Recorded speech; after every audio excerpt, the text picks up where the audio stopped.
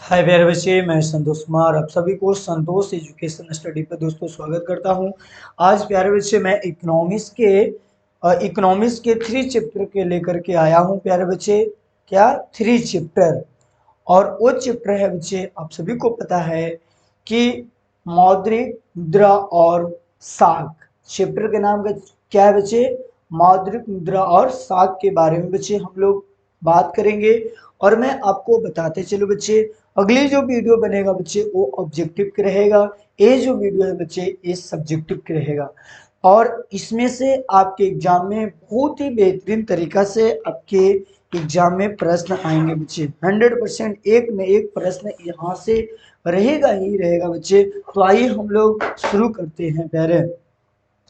चलिए आइए प्यारे बच्चे, हम लोग के सामने स्क्रीन पर बच्चे आपको सामने प्रश्न दिख रहा होगा बच्चे, है ना। प्रश्न क्या है बच्चे, आप देख लीजिएगा कि वस्तु विनिमय क्या है। वस्तु विनिमय आज से हजारों साल पहले की बात करें बच्चे, तो पहले क्या था, वस्तुओं से वस्तु को लेन देन को ही क्या कहते हैं बच्चे, वस्तु विनिमय प्रणाली कहते हैं।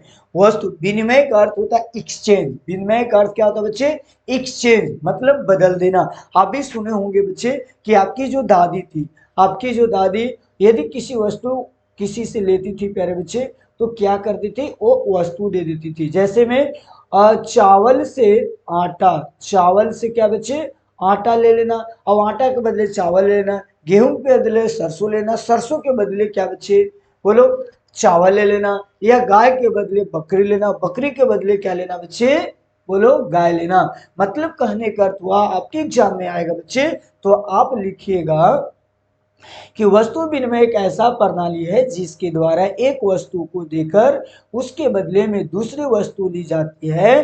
तो ऐसे प्रणाली को कहा जाता है बच्चे, वस्तु विनिमय प्रणाली कहा जाता है। मतलब एक वस्तु को दे करके दूसरी वस्तु जब ले लेते हैं तो ऐसे प्रणाली को वस्तु विनिमय प्रणाली कहा जाता है। आइए बच्चे अगला बढ़ते हैं। यहाँ मैट्रिक में ये मौद्रिक लिखा हुआ बच्चे, क्या लिखा हुआ है, मौद्रिक, मौद्रिक प्रणाली लिखा हुआ बच्चे। तो मौद्रिक प्रणाली क्या है बच्चे, इसके बारे में बच्चे हम लोग समझेंगे। तो बच्चे मौद्रिक मतलब किसी वस्तु को देकर के उसके बदले में मुद्रा प्राप्त करना। क्या बच्चे, मुद्रा प्राप्त करना ही हम लोग क्या कहते हैं बच्चे, मौद्रिक प्रणाली कहते हैं। यह एक ऐसा प्रणाली है जिसमें मुद्रा देकर उसके बदले में वस्तु ली जाती है। मुद्रा को दे देंगे, वस्तु ले लेंगे, या वस्तु के देकर के मुद्रा ले लेंगे, है ना। ऐसे प्रणाली को ही हम लोग क्या कहते हैं, मौद्रिक प्रणाली कहते हैं। यदि आपके पास बच्चे क्या है ना, आपके पास मान लीजिए कि 100 रुपया है, आप दे दिए किसी को और उसके बदले में आप शर्ट खरीद लिए। आपके पास 40 रुपया है, आप दे दिए आप किसी व्यक्ति को दे दिए। क्या दे दिएगा बच्चे, किसी व्यक्ति को देकर के आप दूध ले लीजिए। जो व्यक्ति दूध बेचने वाला है ना, तो सरसों बेचने वाला दूध कहाँ से देगा बाबू, नहीं देगा। तो मौद्रिक प्रणाली क्या है बच्चे, तो एक ऐसा प्रणाली है जिसमें मुद्रा देकर उसके बदले में वस्तु ली जाती है। तो ऐसे प्रणाली को हम लोग मौद्रिक प्रणाली कहते हैं। क्या कहते हैं बच्चे, मौद्रिक प्रणाली। आइए तीसरा प्रश्न की ओर चलते हैं। मुद्रा मुद्रा की परिभाषा क्या है। देखो बच्चे, मुद्रा की परिभाषा अर्थशास्त्रियों ने अलग अलग दी है। प्रत्येक क्या है बच्चे, प्रत्येक अर्थशास्त्रियों को अलग अलग है बच्चे। मौद्रिक की मुद्रा की परिभाषा है। यदि एग्जाम्पल की बात करेंगे, आपके घर में बच्चे एक क्या है, एक रोटी है। आपसे कुछ पूछेगा कि बताओ क्या है, तो इसको कोई कहेगा बच्चे, सर ये आटा और पानी का मिश्रण है। कोई बोलेगा सर ये बेला हुआ गोल है ना, मतलब है। कोई कहेगा पका हुआ आटा का है बच्चे। मतलब एक वस्तु है, उसको अलग अलग परिभाषा दिया गया है, अलग अलग लोगों ने बताया। उसी प्रकार बच्चे यहाँ पे कहा था मौद्रिक क्या है, तो आधुनिक आर्थिक व्यवस्था में मुद्रा की काफी महत्व है। अब मतलब अभी के वर्तमान में देखा जाए तो मुद्रा के काफी क्या बच्चे, महत्व है। मुद्रा के बिना कोई काम करना संभव नहीं है। इसलिए मुद्रा की परिभाषा विभिन्न विद्वानों ने, आप यहाँ पे अर्थशास्त्रियों ने लिख सकते हैं बच्चे, विभिन्न तरीकों से दिया है, विभिन्न तरीकों से दिया है। इसमें से सबसे अच्छी परिभाषा मार्शल ने दिया। कौन, अर्थशास्त्री व्यक्ति थे जिसका नाम था कोची, मार्शल ने दिया है। इनके अनुसार मुद्रा धुरी है। मुद्रा क्या है, धुरी है। और जिसके चारों ओर संपूर्ण आर्थिक विज्ञान चक्कर काटता है। आर्थिक जो विज्ञान है इसके गोले गोले, किसके गोले गोले, मुद्रा के गोले गोले चक्कर काटता है बच्चे। चलिए मुद्रा भी कंप्लीट हो गया बच्चे। आगे बताएंगे एटीएम क्या है। एटीएम क्या है बच्चे, एटीएम का पूरा नाम है बच्चे automatic teller machine, automatic teller machine बच्चे। आगे बात करते हैं बच्चे इसका, यदि बात करेंगे एटीएम जो शाब्दिक अर्थ जो है स्वचालित टेलर मशीन होता है। यह एक प्लास्टिक का कार्ड होता है। इस मशीन में 24 घंटा, मतलब इस मशीन में 24 घंटे पैसे है ना, 24 घंटे रुपया या पैसे की सुविधा होती है। एटीएम के लिए ग्राहक के पास एक गुप्त पिन होता है और जिसे जिसे जाने बगैर यह मशीन स्वचालित नहीं होगा। बच्चे समझो एटीएम में क्या है, एटीएम ऑटोमेटिक टेलर मशीन है। एटीएम एक प्लास्टिक का कार्ड है बच्चे, प्लास्टिक का कार्ड है। एक क्या करेंगे बच्चे, ये जो इसमें 24 घंटा कार्यरत रहता है, मतलब 24 घंटा पैसे को निकाल सकते हैं और पैसों को जमा कर सकते हैं, बशर्ते ग्राहक के पास एक गुप्त पिन होता है। और यदि वो गुप्त पिन आपके पास नहीं है तो आप पैसा को निकाल सकते नहीं है प्यारे, पैसा को निकाल सकते नहीं है और बिना गुप्त पिन के इस पर कार्य किया जा सकता नहीं है। चलिए आगे बढ़ेंगे बच्चे। क्रेडिट कार्ड, क्रेडिट कार्ड एक होता है बच्चे डेबिट कार्ड। बच्चे क्रेडिट कार्ड भी एटीएम की तरह प्लास्टिक कार्ड है। क्रेडिट कार्ड एक प्रकार की प्लास्टिक कार्ड है, एक प्रकार क्या बच्चे बोलो, प्लास्टिक कार्ड है। और जिसके अंतर्गत ग्राहक वित्तीय स्थिति को देखते हुए बैंक उसकी साख के एक राशि धनराशि जमा कर देती है। मतलब बैंक देखता है आपके वित्तीय, आपका फाइनेंशियल स्थिति क्या है, पोजीशन क्या है, आपके घर में इनकम क्या है, और उसको देखते हुए बैंक क्या करेगा, आपको विश्वास करके, आपको साथ करके 1 लाख 2 लाख 4 लाख 20 लाख 50 लाख आपको दे देगा कि आप इसके अंतर्गत आप वस्तुओं और सेवाओं को आप क्या कर सकते हैं, खरीद सकते हैं, जिसके अंतर्गत वह क्रेडिट कार्ड के माध्यम से निर्धारित धनराशि के अंदर वस्तु सेवाओं उपयोग कर सकता है। मान लें कि आपका क्रेडिट अच्छा है, बैंक में आपका क्रेडिट कार्ड बना हुआ है, अब 15 लाख रुपया आपको बैंक ने क्या किया, दे दिया। कैश नहीं देगा, ध्यान देना, कैश नहीं देगा। और एक क्या करेंगे, 15 लाख से आप क्या कीजिएगा, किसी वस्तु और सेवाओं को खरीद सकते, जैसे गाड़ी खरीदेगा, घर खरीदेगा, फलना चीज, जो भी आप खरीदना चाहते हैं खरीद सकते हैं। और बच्चे ध्यान देना, क्रेडिट कार्ड हर किसी को नहीं मिलता है, वही व्यक्ति को मिलता है जिस पर बैंकों को विश्वास होता है, जिस पर बैंकों को क्या किया है, विश्वास होती है बच्चे।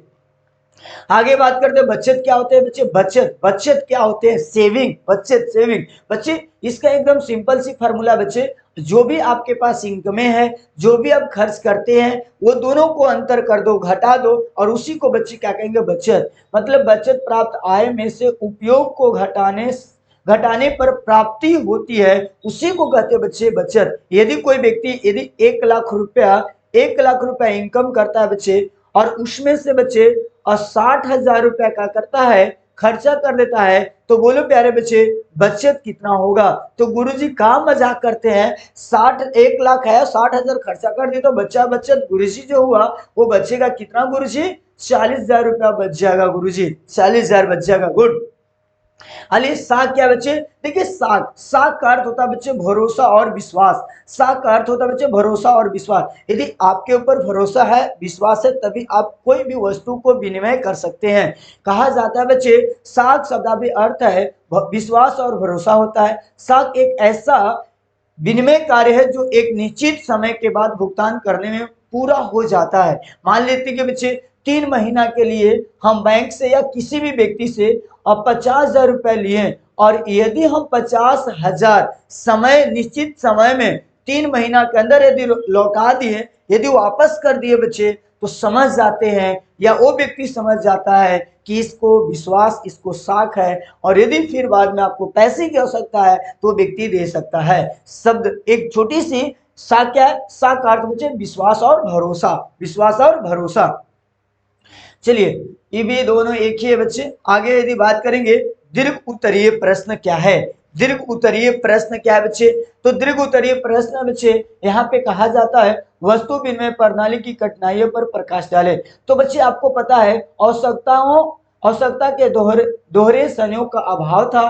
क्या होता था बच्चे, पहले की स्थिति में कि किसी की वस्तुओं को विनिमय करना है। तो ऐसा है कि मेरे पास यदि चीनी है और आपके पास भी चीनी है, तो बच्चे क्या हम लोग बदल सकते हैं? नहीं बदल सकते हैं। जैसे किसी के आटा है और किसी को से बदलना है, उसको आटा की आवश्यकता है या गेहूं की आवश्यकता है। जैसे कट कट कट आइए जैसे बात करते हैं, मान लीजिए एक राम है, एक व्यक्ति कौन है बच्चे? राम है, और एक व्यक्ति क्या है? श्याम है। अब होता क्या वस्तु विनिमय प्रणाली में कठिनाई बच्चे? राम के पास भी आटा है बच्चे और श्याम के पास भी आटा है। अब जरा बताओ, ये दोनों को इंटरचेंज करना है तो क्या कर सकते हैं? इसको गेहूं की आवश्यकता है और इसको चावल की आवश्यकता है, तो क्या हो सकता है बच्चे? नहीं हो सकता, क्योंकि दोहरा हो गया है। कहा जाता है, यदि बात करेंगे, बहुत कठिनाई होती थी। जैसे मुझे चीनी चाहिए और सामने वाले के पास भी चीनी है और उसे चीनी के बदले उसे चाय चाहिए और मेरे पास नहीं है, इसलिए मुझे उस व्यक्ति से चीनी प्राप्त नहीं हो सकते। अर्थात आवश्यकता के दोहरे संयोग से लेन देन में काफी क्या होती थी बच्चे? कठिनाई होती थी। मूल्य के मापन, मूल्य के समान मापन की अभाव। बच्चे देखिए, मूल्य का मापन, जैसे यदि किसी व्यक्ति से हम बदलना है एक बकरी, क्या बच्चे? बकरी दे दो और किसी से गाय ले लो। आप बताओ, गाय वाला फायदा में रहेगा कि बकरी वाला? तो बकरी वाला, बकरी देके गाय ले रहा है तो ये व्यक्ति फायदा होगा बाबू, है ना। और गाय वाला घाटा में, क्योंकि इसको बढ़िया से हम लोग ये मतलब क्या कह सकते हैं बच्चे? बोलो बढ़िया से, क्योंकि बकरी का मूल्य अलग है और गाय का मूल्य क्या है? अलग है। कहने का अर्थ बच्चे कि वस्तु के आधार पर वस्तु का माप बड़ी कठिन कार्य है। जैसे एक सेर चावल के बदले में कितनी घी दी जाए तथा एक गाय के बदले में कितनी बकरियां दी जाए, ये हमें नहीं पता है बच्चे, इसलिए हमें कठिनाई होती थी। अगला बच्चे, मूल्य का संचय। कहा जाता वस्तु विनिमय प्रणाली का मूल्य संचय काफी अभाव था, मूल्य हम लोग नहीं लगा पाते थे बच्चे। आगे भविष्य के लिए भुगतान की कठिनाई। कहा जाता है वस्तु विनिमय प्रणाली में उधार लेने तथा उधार देने की काफी कठिनाई होती थी।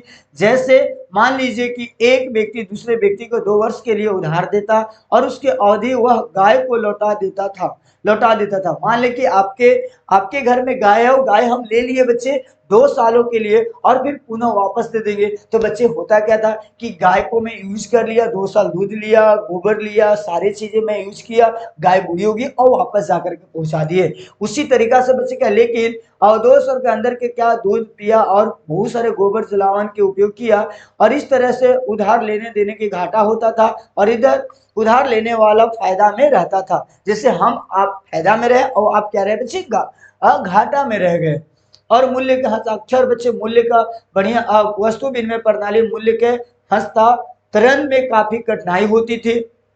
चलिए, तो यहाँ तक बच्चे आपका हो गया। उसके बाद बच्चे यहाँ पे देखा जाए मुद्रा के कार्यों में प्रकाश डाले, ये 5-5 नंबर की सवाल है बच्चे ना। तो यहाँ पे कहा जा रहा बच्चे कि मुद्रा के निम्नलिखित कार्य है। पहला बच्चे विनिमय का माध्यम, मुद्रा के आने से बच्चे विनिमय अच्छा हो गया। मुद्रा विनिमय का माध्यम है, विनिमय का समझ आदान प्रदान। विनिमय का अर्थ है बच्चे आदान प्रदान। क्रय और विक्रय दोनों में मुद्रा काफी कार्य करती है, देने में भी और लेने में भी, बेचने भी और खरीदने भी काफी अहम भूमिका निभाती है मुद्रा बाबू। मूल्य मापक, किसी भी वस्तु को मूल्य लगाना आसान हो गया है। मुद्रा मूल्य का मापक, मुद्रा के द्वारा वस्तु और मूल्यांकन करना सरल हो गया है। किसी भी वस्तु को मूल्यांकन करना 1 रुपया है, 10 रुपया है, 100 रुपया है, 1 लाख का है, 2 लाख का है, ये करना क्या हो गया?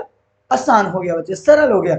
और बच्चे अगला है मूल्य का संचय। मूल्य का मुद्रा में यह बड़ी विशेषता है कि इसमें संचय और जमा करके रखा जा सकता है। बच्चे क्या आप गेहूं रख सकते हैं जमा करके? नहीं रख सकते। क्या आटा रख सकते? नहीं रख सकते। सरसों रख सकते? नहीं। गाय रख सकते? नहीं रख सकते।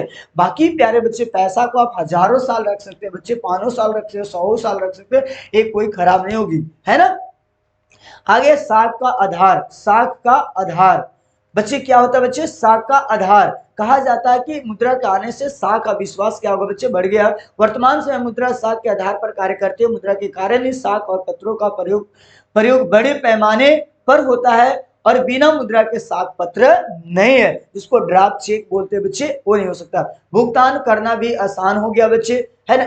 याद रखना बच्चे कि मुद्रा के 4 कार्य है बच्चे। पहला है बोलो पहला क्या बच्चे, संचय, माध्यम, मापक और भुगतान। ये याद रखिएगा बच्चे, इससे अलावा ज्यादा नहीं। तो बच्चे ये हमारा क्लास कैसा लगा बच्चे, सारे एनसीईआरटी के सवाल थे बच्चे। यदि आपको अच्छा लगा होगा तो लाइक करें, सब्सक्राइब करें, अपने दोस्तों को साथ शेयर करें। रोज हमारे चैनल के साथ जुड़िए बच्चे, छोटी छोटी वीडियो आपको रोज मैं दूंगा और गारंटी लेता हूं कि आपका क्लास 10 का है ना, क्लास 10 का जो एग्जाम होगी बच्चे उसमें बेहतर करिएगा। 100% ये मेरा गारंटी है, संतोष सर का गारंटी है। अच्छा लगा तो लाइक करें, सब्सक्राइब करें, अपने दोस्तों को साथ शेयर करें। Thank you.